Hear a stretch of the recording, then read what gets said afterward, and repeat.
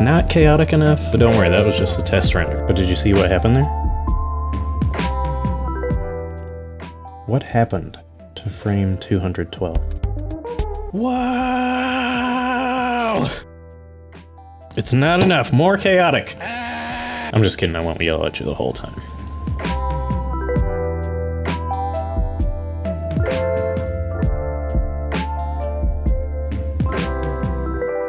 A little bit under the weather. A little bit under the weather last couple of days, but that ain't gonna stop me. Had a pretty good time with this one, it was pretty fun. This starts out using CG Matters set up for kind of a gravity simulation. So you have some acceleration constant that causes a downward motion.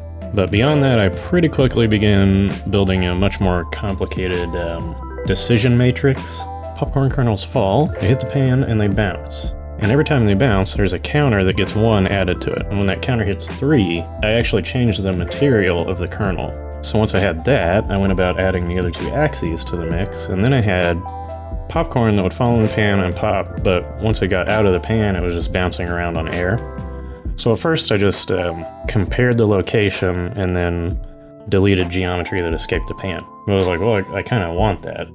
So I found a way to stop the check of the particle going below the floor once it's out of the pan. Now the end result of that is obviously you can see that some stuff is clipping through the pan. I don't really care about this little thing enough to go about fixing everything. The exercise is more about the learning, but if you can make something cool, all the better. The very last thing I found was that these systems are kind of finicky. You actually need to go and play through the entire timeline in the viewport to bake the entire thing to get a good render. Because I'll show you the last one.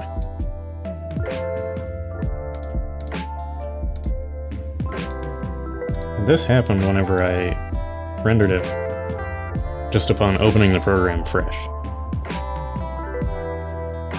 Most frames are fine, but some of them just don't have anything in it.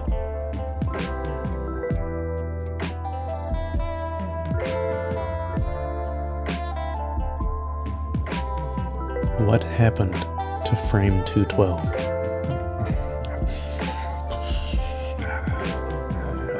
I don't know. I mean, I don't know what to say.